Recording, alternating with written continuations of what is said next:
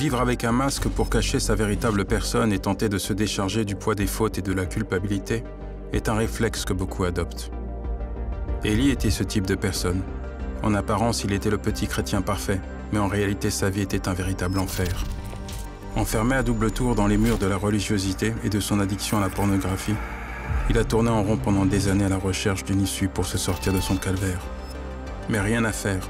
À ses yeux, il était bien trop sale pour être secouru.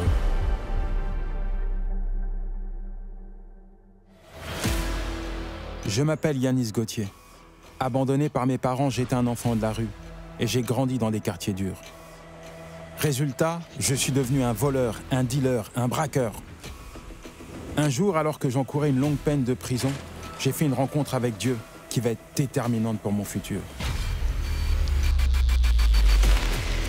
Cette explosion d'amour m'a percuté et a fait de moi un repenti. Aujourd'hui, je suis en quête de destin incroyable, d'hommes, de femmes, des écorchés de la vie sur qui Dieu a aussi posé un avis de recherche. Je veux comprendre comment il se révèle à eux de façon improbable et dans les moindres détails de leur vie. Je veux découvrir comment il pardonne, il inspire, comment il rénove et fait renaître l'espérance.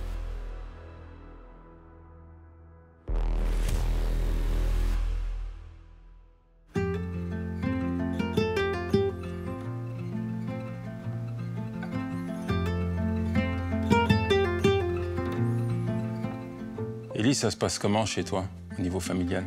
J'ai grandi dans une famille chrétienne. On est 4 frères et sœurs. J'ai de la chance que mes parents, ils nous ont donné de l'amour. J'ai de la chance d'avoir des parents qui restent ensemble, qui ne se séparent pas. Mais par contre, l'éducation chrétienne est stricte. Parce qu'on était dans une assemblée qu'on appelle légaliste, très à cheval sur les traditions humaines. Par exemple, les femmes, elles ne portent pas de pantalon. Les femmes, elles ne se maquillent pas. Les hommes, ils n'ont pas les cheveux longs. Les louanges, les chants, la musique, il ne devrait pas avoir de batterie. La batterie, c'est satanique. À la maison, tu vois, il n'y a pas de télé, il n'y a pas la radio. C'est cette façon un peu de se protéger du monde. Vous allez rester combien de temps dans cette église?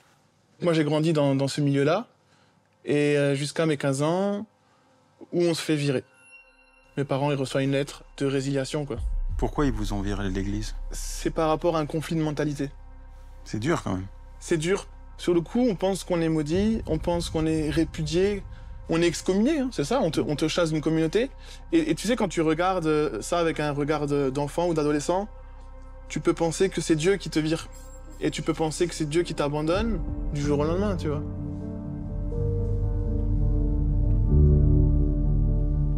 Mes parents, eux, l'ont vécu comme maintenant on est maudit. Et c'était, à chaque fois qu'il y avait un problème, à chaque fois qu'il y avait une épreuve, une difficulté dans la famille, c'était parce qu'on s'est fait virer de l'Assemblée, quoi. Et ça a traîné comme ça 10 ans. Toute cette religiosité, toutes ces lois, en fait, qu'on te donne, qu'on te met depuis tout petit, ça te donne un semblant de protection et un semblant de sécurité. Ça te met comme dans une bulle. Et du coup, à l'extérieur, je paraissais sain, pur, mais à l'intérieur, j'étais tout pourri, tout moisi. Et je montrais pas ce qu'il y avait à l'intérieur, tu vois.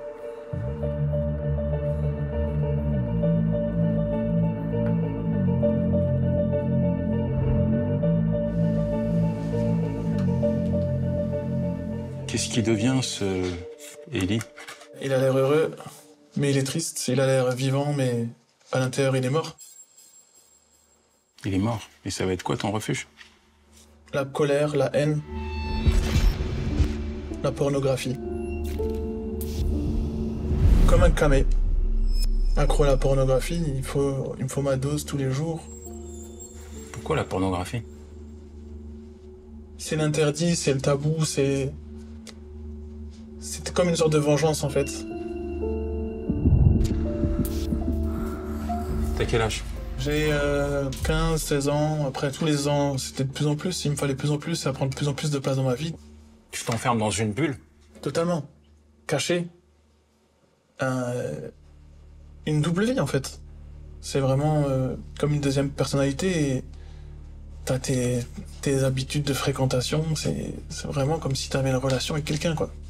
Il y a une routine qui s'installe et c'est plus important que tout le reste. C'est plus important que ta relation avec ta famille, avec tes collègues. C'est ça qui passe en premier. Et ça peut prendre des heures dans une journée, mais tu vas toujours trouver comment t'arranger.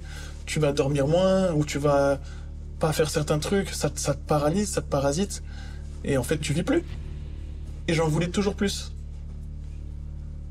C'était de plus en plus hardcore en fait, et de plus en plus sombre, et de plus en plus sale. Et je me disais toujours, il vaut mieux faire ça que aller coucher à droite à gauche. Et donc je me rassurais en me disant, il y en a qui font pire. Et j'ai conscience que j'ai un problème, mais j'en parle pas. Et j'étais persuadé que le fait de me marier, ça pourrait me sortir de ça. Je rencontre une femme, on se marie. Et je m'étais dit, voilà, maintenant j'arrête. Sauf que premier soir, nuit de noces, complications dans l'intimité. Et t'as une déception, ça se passe pas comme prévu du tout. En fait, très vite, je retombe. Et elle le découvre. Elle m'a pris en flagrant délit, quoi. Elle tombe de haut, elle était choquée, elle a pris ça comme une trahison. Malgré qu'ils sont en train de mettre ton couple en péril, tu continues? C'est ça. En fait, je suis totalement esclave. Une pulsion et hop, j'étais capable de m'arrêter sur la route, en voiture, pour consulter quelque chose. C'est plus fort, c'était plus fort que moi. C'est comme une drogue dure, quoi. Sauf que ça se voit pas. Donc j'avais l'air d'aller bien. Même les gens à l'extérieur, ils voyaient notre mariage, ils se disaient, voilà, ils sont beaux, ils sont jeunes, ils sont chrétiens. J'étais resté vierge jusqu'au mariage.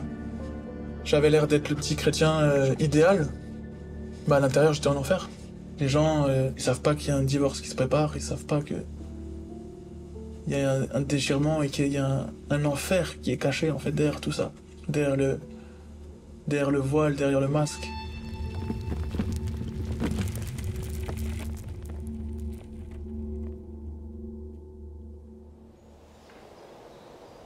Moi, je suis un collègue d'Élie. On bosse ensemble, en fait, dans l'immobilier, en marketing de réseau.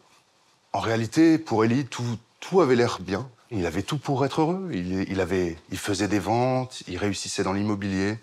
À 25 ans, avoir voilà, plus de 50 personnes qui bossent dans son équipe, avoir des réussites dans la musique. Il faisait du rap, du piano. Au final, c'était qu'une façade. Il n'y avait rien qui n'allait. C'est vraiment quand il a divorcé où je l'ai vu sombrer. Vraiment sombrer.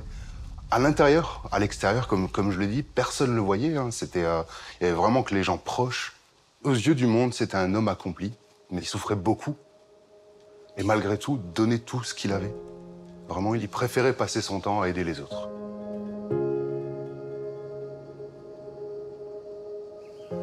Élie, je l'ai rencontré il y a 7-8 ans. Et c'était sur le terrain de street workout. On s'est entraînés ensemble et on s'est donné des conseils l'un à l'autre pour pouvoir évoluer. Et lui, il m'a encouragé à persévérer. Et en fait, c'est devenu plus que le sport, plus que voilà, des conseils. En fait, c'est juste qu'on est devenus amis, quoi. On se parlait cœur à cœur, en vrai. Il a assez rapidement commencé à nous parler de ses problèmes de couple, ses problèmes au niveau de la rage, de la violence. Je vivais des périodes, des choses compliquées de mon côté. Du coup, on se rejoint beaucoup sur ces choses-là, sur ces sujets. En fait, on vivait des phases pas forcément simples et tout. On voyait qu'on avait comme, tu sais, genre cette pression, cette haine, genre à défouler comme si on avait un vide qu'on n'arrivait pas à combler. Et genre, on devait le dépenser à faire des tractions, à faire du sport et tout. Et on s'entraînait tout le temps, tout le temps. Et même quand on s'entraînait, il nous parlait de Jésus. Tout le temps, il nous parlait de Jésus. Il parlait de Jésus et en même temps, il avait tous ces problèmes par rapport à la pornographie. Et c'était peu de temps avant son divorce, quoi. Ça finit en divorce. Et je disais que c'était la moins pire des situations parce que j'étais arrivé à un stade où c'était soit je tuais quelqu'un, soit je me tuais moi-même. Parce que la suite logique après la pornographie, c'est la destruction.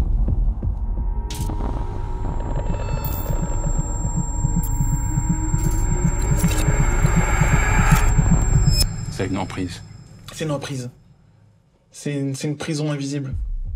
Je commence à en vouloir à tout le monde et en vouloir surtout à Dieu parce que je me dis que ma vie, c'est un enchaînement d'erreurs et d'échecs. Est-ce que ce que tes parents t'avaient dit résonne encore. Ça ressort maintenant, ouais. T'as été frappé, on a été frappé par Dieu. Ouais. Et j'en veux à Dieu, j'ai dit mais qu'est-ce que tu veux que je fasse de plus? Qu'est-ce que j'aurais pu faire de mieux? Je sors, je vais dans les champs, près des rivières, je regarde les nuages, je regarde le ciel et je crie, et je gueule.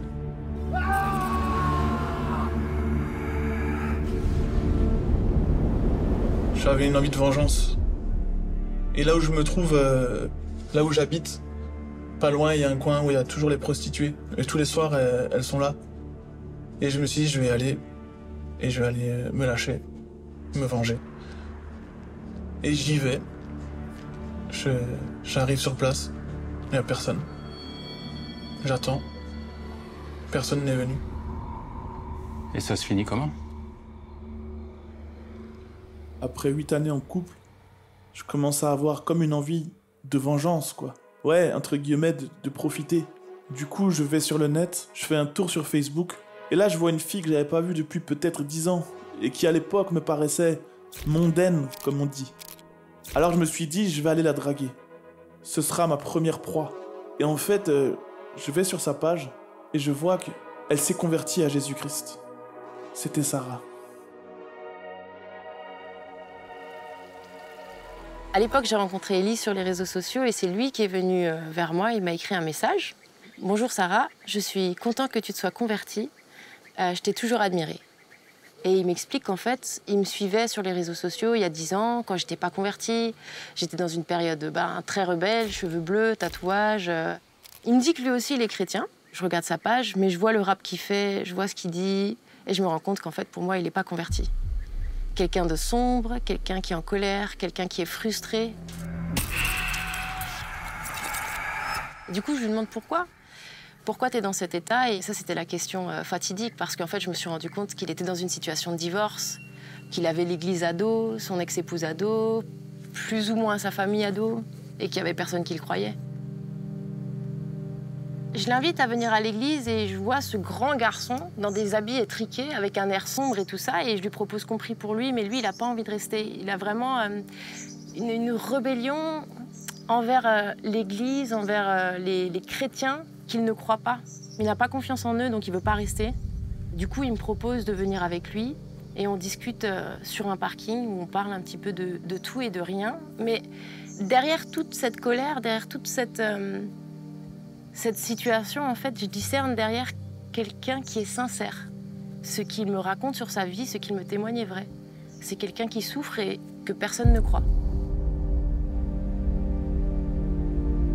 Je me retrouve à être sa confidente. Et plusieurs fois, je me dis, il faut que tu sors de cette situation parce que c'est dangereux. Il est impliqué dans un mariage, etc. Ne reste pas là, fuis. Mais il y a quand même quelque chose qui m'a poussée. Et c'était le fait qu'à chaque fois qu'on discutait, il y avait cet entendement, cette compréhension, ce cœur à cœur, que je retrouvais avec personne d'autre et que lui, apparemment, retrouvait avec personne d'autre non plus. J'étais en train de me rendre compte que je tombais amoureuse. L'amour, ça peut commencer par l'attirance physique, mais c'est pas ça. En fait, c'est quand deux cœurs se comprennent. C'est ce qui s'est passé pour nous. C'était évident. Et à partir de là, on ne s'est plus séparés. Contre vents et marées, même. Parce qu'à partir du moment où notre relation a démarré, on a vraiment eu l'église à dos. On a vraiment eu la famille à dos. C'était très, très dur. Du coup, des fois, je voulais rester, des fois, je voulais partir. Des fois, je pensais que notre relation, elle allait quelque part. Des fois, je pensais que les gens de l'église ou de la famille avaient raison, qu'on était dans un adultère, qu'on n'avait pas à se retrouver dans cette situation, que c'était un scandale, qu'il fallait sortir de là. Donc, c'était des hauts et des bas comme ça, jusqu'à ce que, finalement, au bout d'un an de relation, on décide de mettre en place la date d'un mariage. On est en mars 2018 et avec Sarah, on prend la décision de se marier. Donc je demande à des gens de ma famille d'être témoins. Au début, ils étaient plutôt partants, mais ils ont été comme repris en fait dans leur conscience et m'ont annoncé qu'ils ne viendraient pas à mon mariage. Et il y avait une telle oppression de la part de l'Église et de la famille qu'on a dit on annule. J'ai pu m'appuyer que sur Jésus à ce moment-là. Le Seigneur, il m'a montré des versets Et j'ai compris qu'en fait, on était libre. Finalement, on se marie en cachette. Je préviens pas ma famille, je préviens personne. Pas de célébration, pas de cérémonie, rien, juste mairie. Nous, on était contents parce qu'on était mariés et on peut vivre notre vie ensemble. Et là, en fait, commencent nos premiers jours de mariage. Et je me rends compte que Sarah, elle a vraiment une relation avec Dieu. Elle lit la Bible tous les jours, elle médite. Et il y a un gros décalage entre elle et moi, spirituellement parlant. Et ça dure pendant 1 an, où en fait, Sarah est mariée avec un gars, finalement, qui n'est pas croyant. Et je me rends compte qu'en fait, pour moi, il n'est pas converti. Mais ma force, c'était Jésus. Tu recherches ta force en lui, et lui, il te justifie. Et lui, il convainc le cœur de ton mari. Et c'est ça qui s'est passé. Et du coup, 1 an après, donc avril 2019, on va au Sénégal pendant 1 semaine pour une mission humanitaire. Et là, en fait, je vis un événement qui va tout chambouler, tout basculer et tout remettre en question dans ma foi.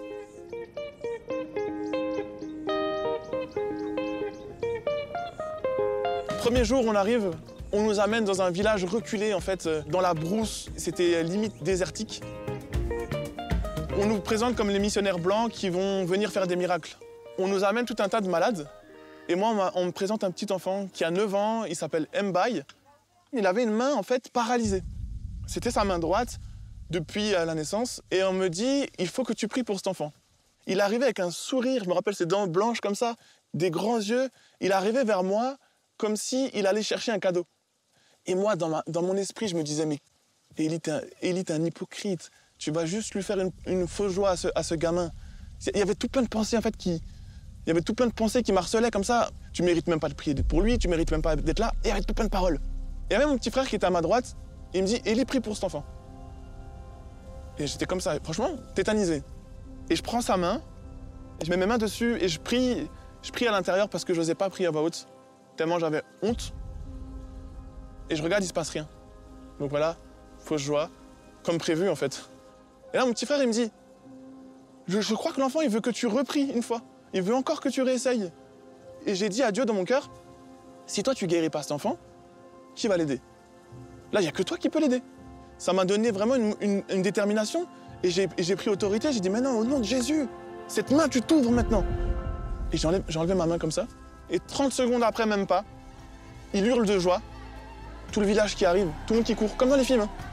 Il prend l'enfant, il le porte.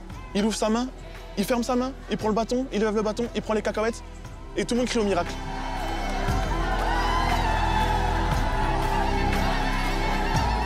À ce moment-là, je suis resté figé. Je ne comprenais pas ce qui se passait. Je me dis, attends, mais ça veut dire que Dieu, il m'aime? Ça veut dire que Dieu, il peut m'utiliser pour faire du bien aux gens? Ça veut dire qu'il ne m'a pas rejeté? Et du coup, ça m'a amené dans une repentance. Et là où j'ai vraiment décidé de me donner et de le suivre, parce que j'ai vu qu'il m'aimait, au travers de cette guérison. À tel point que le soir même, j'ai demandé le baptême. Ils m'ont mis dans l'océan, il y avait ma sœur, il y avait ma femme, il y avait mon père. On était comme une petite assemblée, et hop, ils m'ont baptisé. Et c'était un baptême non officiel pour les hommes, mais je crois que pour le ciel, c'était prévu, quoi.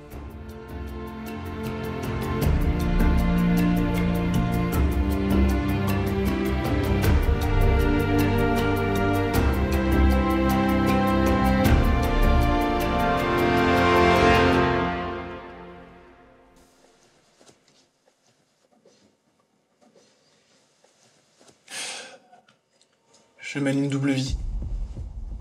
J'avais envie que ça se passe bien avec ma femme, mais en même temps, c'était plus fort que moi. Je choisissais la pornographie. Ça passait avant tout. Ça a créé des tensions pas possibles, en fait, dans le foyer. Et j'arrive pas à m'en sortir. Je me rends compte que mon mari, il a beaucoup d'accès de violence. Pour un oui, pour un non, il s'énerve, il s'irrite. Et je comprenais pas qu'est-ce qui se cachait derrière cette agressivité. Et jusqu'à ce que je le surprenne en flagrant délit, voilà. J'ai regardé du porno. Et ça, c'était vraiment la goutte d'eau. Parce qu'après ce qu'on avait traversé, qu'il ait des problèmes avec ça, pour moi, c'était trop. Il était esclave d'une chose. Il n'était pas libre, il devait s'enfermer, il devait se cacher, il devait faire ça. Et c'était surtout la nuit, il se levait sans raison et puis il disparaissait aux toilettes pendant 45 minutes, 1 heure, dans la salle de bain, ce genre de choses. Le porno, on peut se trouver toutes les excuses du monde, mais c'est convoiter une autre femme. Donc c'est regarder l'intimité d'une autre femme, c'est être excité par l'autre femme, c'est rechercher le désir et le plaisir au travers de cette autre femme. Tu ne peux pas donner ton corps à ton mari si ton mari donne le sien à quelqu'un d'autre. C'est impossible, c'est une rupture de confiance. Tu ne peux pas faire ça. Je l'ai surpris plusieurs fois. Il y a eu plusieurs fois des demandes de pardon. Allez, on se réconcilie, on pardonne, tatati, tatata. Mais en fait, au bout d'un moment, ça devient invivable. Invivable, tu peux pas avoir confiance. Je lui dis non, Élie, on arrête. C'est soit moi, soit le porno. Tu choisis.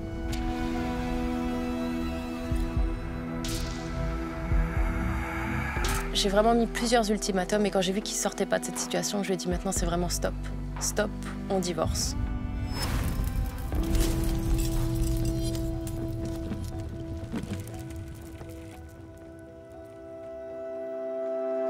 Donc je pars sur mon deuxième divorce. Il y a les papiers de l'avocat à la maison, sur la table à cuisine. Et là, je suis au bout de ma vie. Et je m'endors. Mon corps dort, mais je suis réveillé. C'est comme si on me sortait d'un rêve, mais mon corps, il dort encore. Et j'avais pas fumé, j'avais pas bu. Je me retrouve en fait sur mon lit, et il y a 4 êtres qui me tiennent. Et concrètement, ils m'abusent, ils me violent. Ils me faisaient comprendre en fait que j'étais leur chose, que je m'étais donné à eux et qu'ils pourraient faire ce qu'ils voulaient de moi.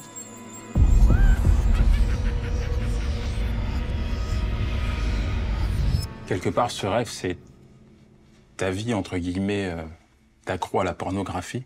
Ce rêve m'a montré mon état émotionnel, mon état spirituel de l'autre côté du miroir. Un état d'esclave. Mais malgré ce songe, le lendemain, je retombe. Je vais sur Internet, je me reprends une vidéo. En ayant conscience qu'il y a toute cette force du mal derrière, je retombe quand même. Et le soir, je m'endors.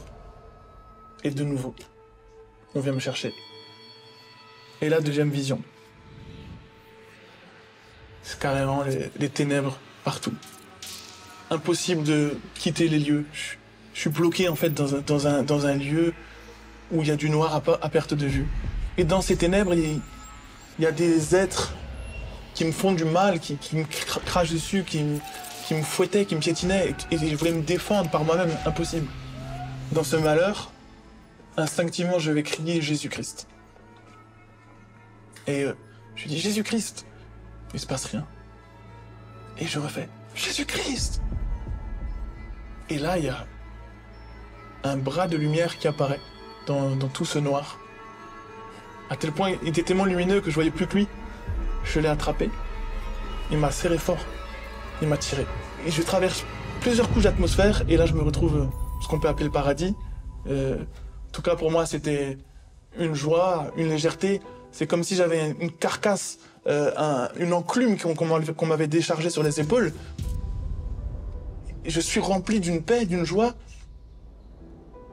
Quand j'étais là-haut, je me suis dit en moi-même, mais je suis fait pour vivre ici. Mais en fait, c'est ici ma place. Moi, je veux pas revenir sur Terre. Je veux plus revenir dans ce monde de fous.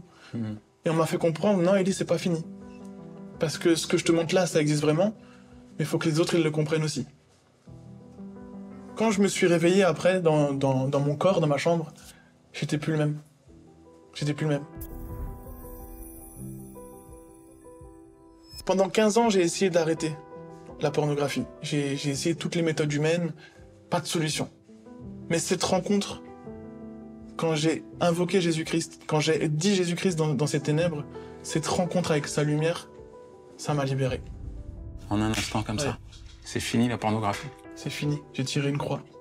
Alors, ça veut pas dire qu'il n'y a pas de tentation. Mais je sais que son amour, que ce qu'il m'a montré, ce qu'il a mis en moi, ça me permet de résister et de plus tomber là-dedans.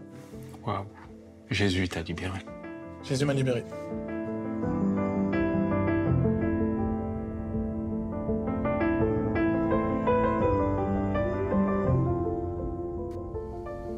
À partir de ce moment-là, Élie change. Il est vraiment une différente personne. Il y a une conversion qui s'est opérée à l'intérieur de lui. Il y a une véritable transformation pour Élie, mais moi, je n'ai pas été capable de la voir tout de suite. J'étais trop prise avec des combats intérieurs. C'est les gens qui sont autour de moi qui se rendent compte du changement, qui disent « Mais Élie, il n'était pas comme ça avant.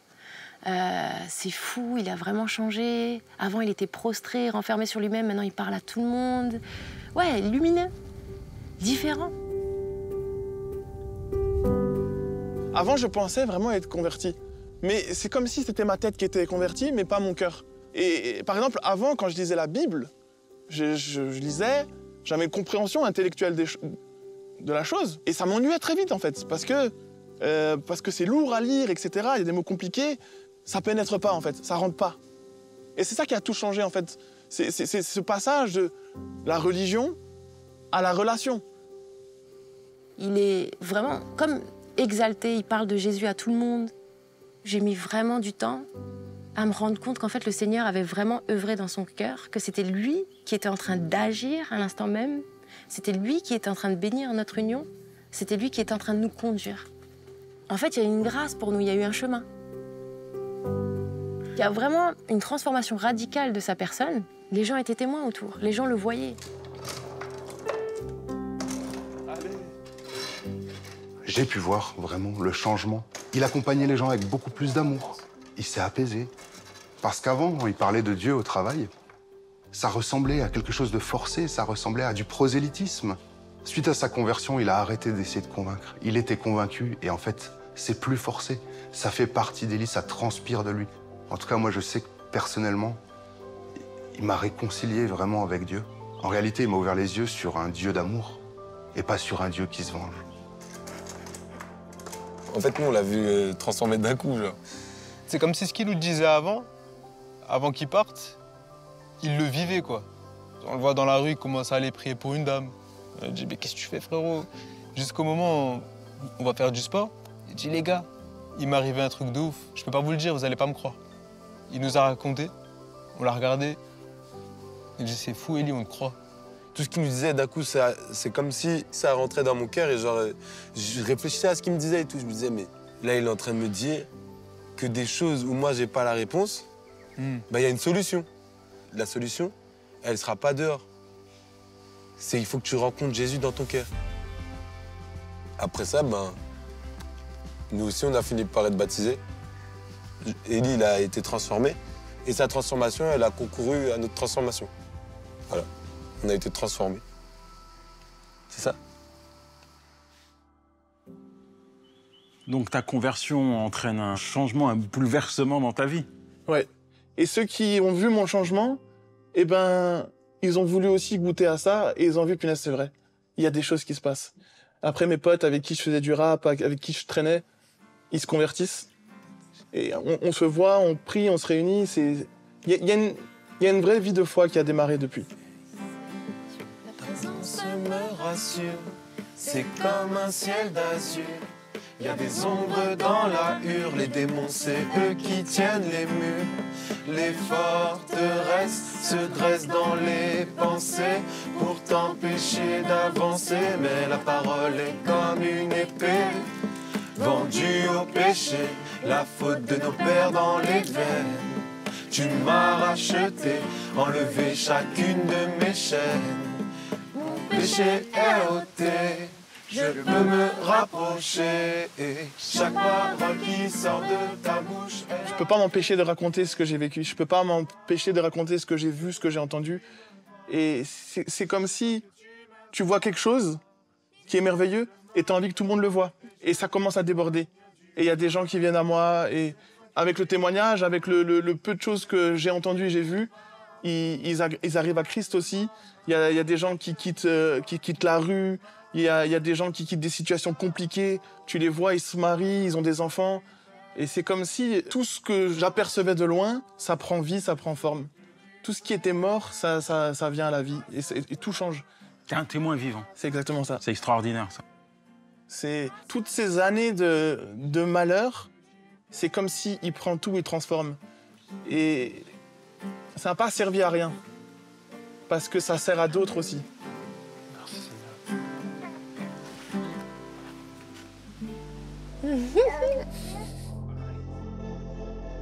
Quel parcours! Élie me permet de mesurer ce besoin pressant qu'ont les humains d'être liés à Dieu. Mais le faire par ses propres forces, c'est passer à côté de l'essentiel, la grâce. Alors qu'il se sentait sale, abandonné et indigne, il sait désormais qu'il est aimé par Dieu.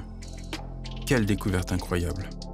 Et si ce message transcendant d'amour et de liberté s'adressait à tous, sans distinction, apportant paix, délivrance et transformation dans nos vies? Ta présence me rassure, c'est comme un ciel d'azur. Y'a des ombres dans la hurle, les démons c'est eux qui tiennent les murs. Les forteresses se dressent dans les pensées pour t'empêcher d'avancer.